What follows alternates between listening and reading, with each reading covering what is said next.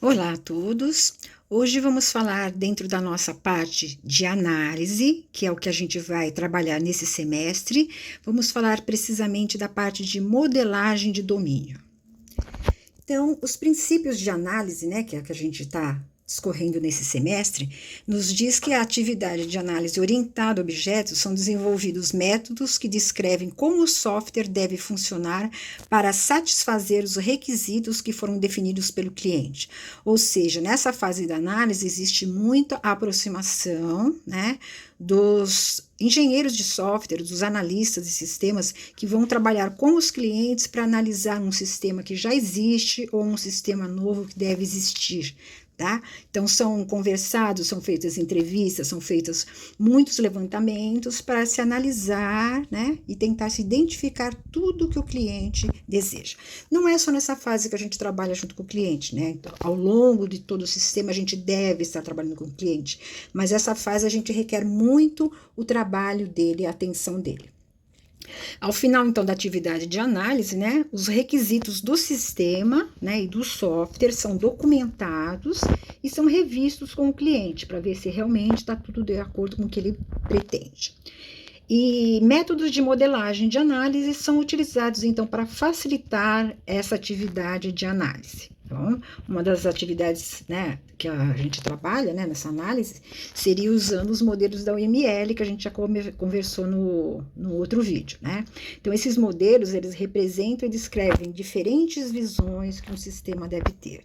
Dentro da fase de análise, né, ele se concentra nas visões de modelo do usuário, que representa o sistema na perspectiva do usuário. Então, nessa parte da visão aqui, é onde a gente vai dizer, vai, através desses diagramas, dar uma ideia de como o usuário, né, vai enxergar esse sistema, como ele vai agir com esse sistema.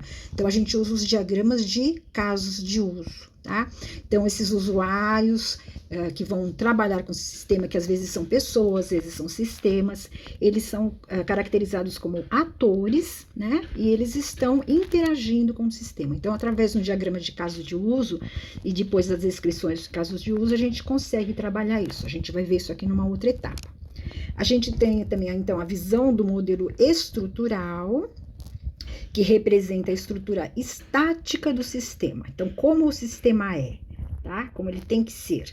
Então, seria onde os dados, né, vão ser representados através de classes, objetos e relacionamentos. Então, para isso, a gente usa o diagrama de classes, que é o que a gente vai trabalhar nesta etapa aqui, nesta unidade. Tá bom? Então, a gente vai de uma maneira estática, né? Por isso que a gente fala, dizer quais são as classes, né? Cujos dados eu vou estar armazenando alguma coisa para que o sistema funcione. E teríamos a visão comportamental. Então, eu mostro a visão estrutural, né? E depois mostro a comportamental. Então, como o sistema vai se comportar, né? Utilizando aqueles dados que estão armazenados. Então, ele representa como os processos, né, são executados, como as funcionalidades são executadas e os diferentes estados que os objetos, né, que a gente vai ter aqui, vão trabalhar. Então, através do diagrama de atividades e o diagrama de máquina de estados, a gente consegue representar isso daqui. Isso aqui é um desenho que eu já tinha mostrado para vocês, né, que mostra essa fase da análise, né, onde a gente, na ideia final, é ter os requisitos. Então, a gente tem aqui, então, como eu comentei, a visão dos atores, né, que são os usuários. Então, através dos casos de uso, eu posso descrever diferentes cenários que podem estar acontecendo no meu sistema, né? Posso descrever os diferentes processos que vão acontecer no meu sistema através do diagrama de atividades e mostrar aqui os objetos e os estados. Então, através de um diagrama de classes, eu mostro a estrutura desses objetos e mostro os diferentes estados que cada um desses objetos pode estar. Então, todo esse contexto aqui me dá uns requisitos, que é o que eu tenho no final da minha análise. Então, nós temos aqui, né, como primeira etapa para a gente trabalhar, a análise do domínio. Tá? Então, seria o que a análise do domínio? Seria um conjunto de atividades que vão permitir a gente identificar e caracterizar todas as entidades desse domínio que vai ser investigado.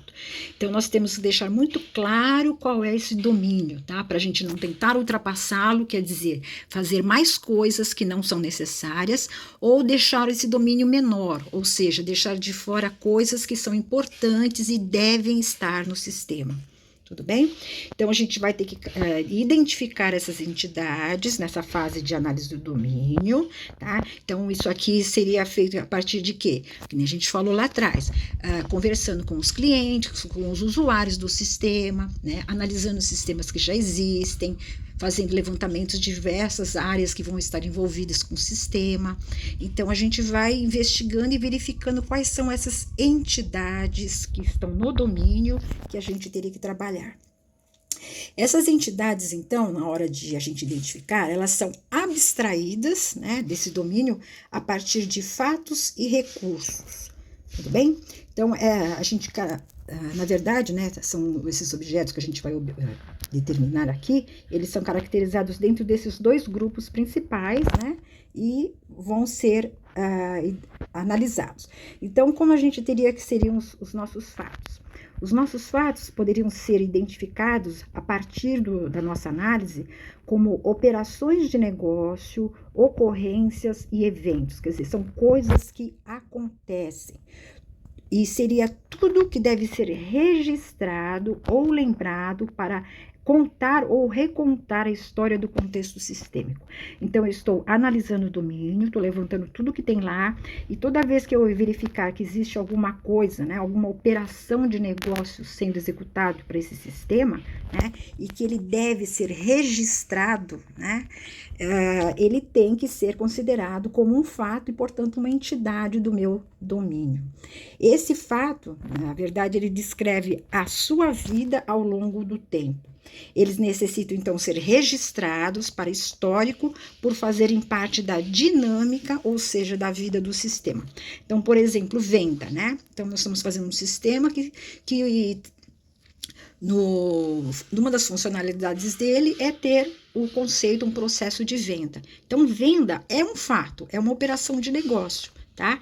Eu tenho que ter esse registro dessa venda, tá? Porque ela foi feita em um determinado dia por uma pessoa que comprou um determinado produto. Então, ela é algo que tem que ser registrado.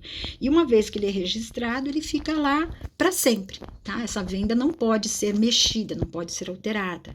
Tudo bem? Pois que a gente fala que é algo que lembra o histórico, né, do nosso sistema.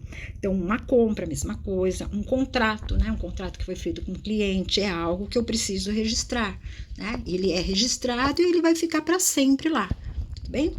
E uma partida, por exemplo, estou fazendo um sistema que seria para jogos, né? Então, eu posso estar determinando quais os jogos que foram feitos, quais as partidas que foram feitas, em que dia, em que data, que equipe, qual o resultado. Então, eu preciso armazenar, né, registrar esses dados sobre essas operações de negócio. Tá? Então, a gente, quando está analisando o domínio aqui, a gente já está verificando tudo que o domínio faz, não se preocupando muito se realmente eles vão ser... como é que fala? Mantidos mesmo no final, mas a gente tem que identificá-los como operações de negócio no começo, tá bom? Aí, posteriormente, a gente vai ver realmente se eles vão ser registrados mesmo, aí eles vão fazer parte de um banco de dados, tá? Os nossos recursos, então, seriam aqui os objetos que vão estar envolvidos com esses fatos, para que eles possam ser realizados, ou seja, para existir uma venda, para existir uma compra, um fato, né? O que a gente precisa de recursos para que ele exista, né? Então, esses recursos, eles vão participar das atividades do dia a dia do sistema, e nesse caso, eles têm que ser cadastrados, diferente dos fatos que vão ser registrados, tá? Os recursos, eles são cadastrados, né? Por exemplo, um produto, um cliente, um serviço, um funcionário, e eles fazem parte da ideia do CRUD, que é que a gente trabalha no banco de dados, né? Ou seja, se eu tenho um determinado objeto que vai ser cadastrado, né, no caso aqui, eu tenho que fazer a manutenção dele, eu tenho que ter possibilidades de criá-lo, deletá-lo, alterá-lo e pesquisá-lo, que forma o conjunto do CRUD, tá? Que é a ideia de manter. Então, diferente dos fatos, os fatos a gente não usa um CRUD para ele, ou seja, eu crio uma venda lá, registro uma venda, mas eu não vou alterar essa venda, não vou apagar essa venda, tá bom? Então, é diferente da ideia dos recursos que a gente cadastra. Esses recursos, então, eles possuem um ciclo de vida de nascimento e morte, então, diferente dos fatos, que é um registro histórico. Eles, ou seja, a algum momento eles entram para a parte do sistema, né?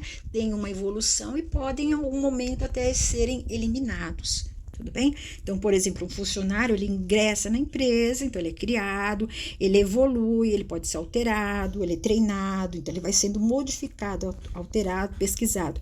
E um dia ele pode ser demitido, ou ele pode se demitir, aposentar, ou seja, apresentar diferentes estados, né, que são os estados dele. Mas, por exemplo, um funcionário, a gente sempre... Aí não seria só o caso de funcionário, né? Mas mesmo todos esses tipos de recursos aqui que a gente está falando, mesmo quando a gente tem a ideia de, no CRUD, ter a ideia de eliminar, né? A gente não elimina necessariamente ele do banco de dados. A gente muda o estado dele, por exemplo, para inativo, né? Então ele era ativo, eu mudo o estado dele para inativo para não eliminá-lo completamente do banco de dados.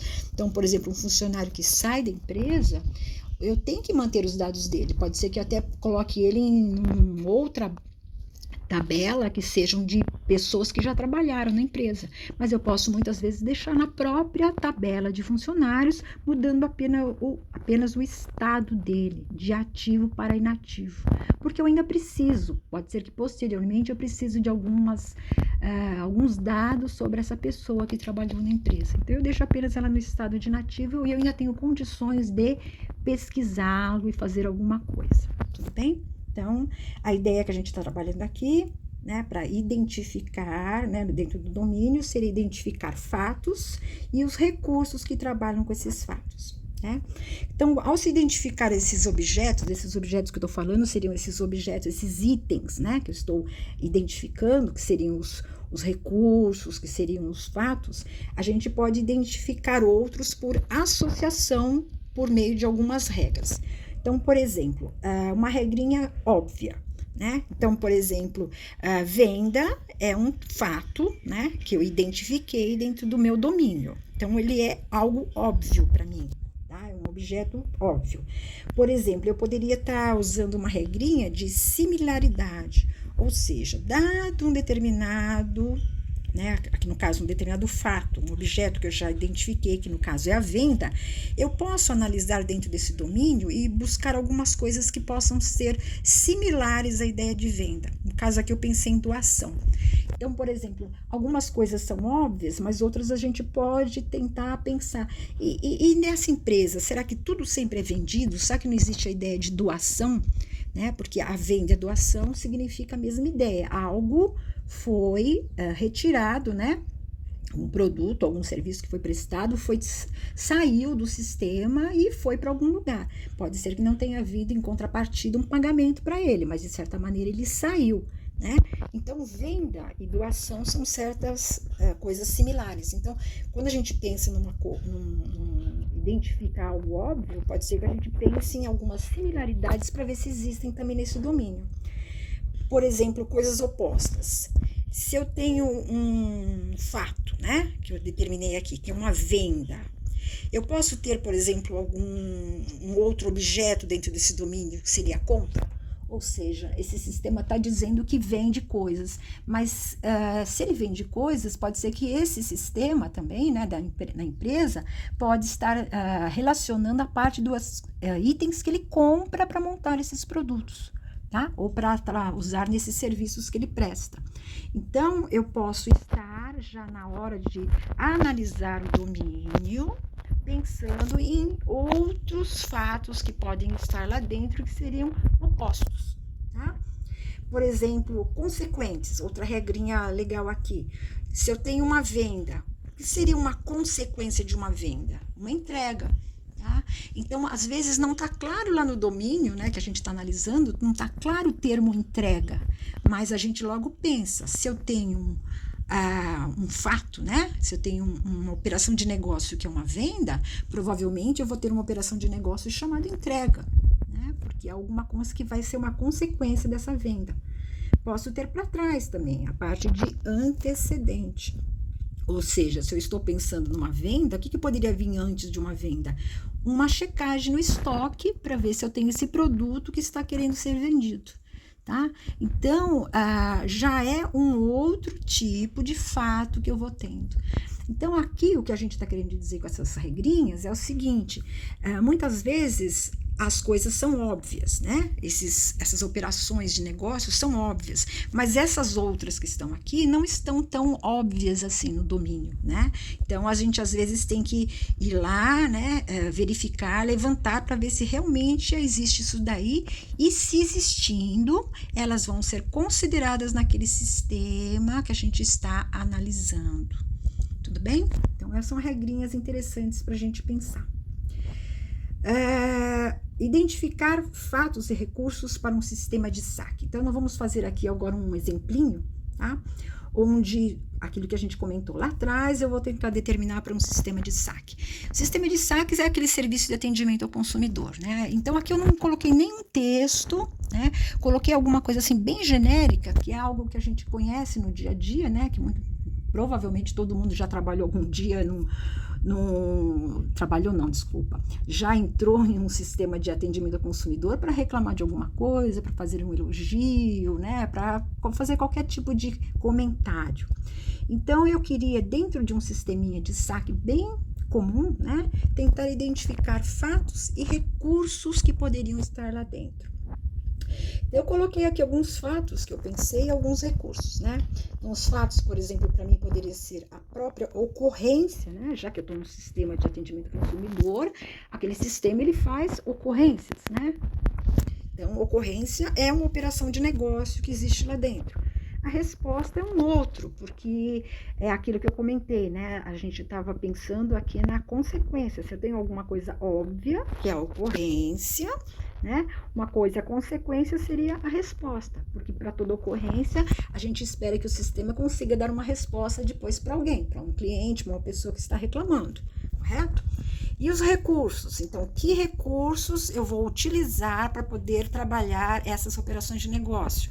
Então, eu tenho quem? O cliente, né? Que o cliente é quem vem reclamar alguma coisa, vem elogiar alguma coisa, ele que liga, né? Para fazer alguma coisa. Então, ele é um recurso. Se ele não existir, não existe a ocorrência. Eu tenho, por exemplo, um produto ou serviço, que eu não sei qual o meu sistema vai estar trabalhando, né? Mas esse cliente está fazendo uma ocorrência em cima de um produto ou um serviço para reclamar ou para elogiar.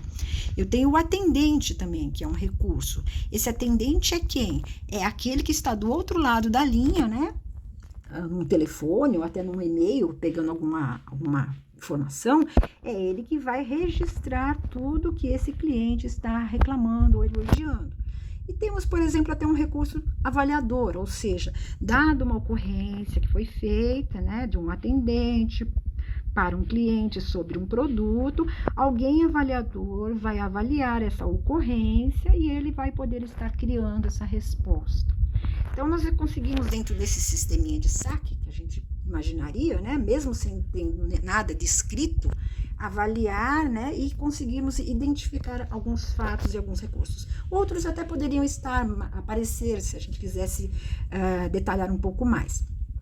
Mas no final a gente poderia ter um diagrama de classe, né?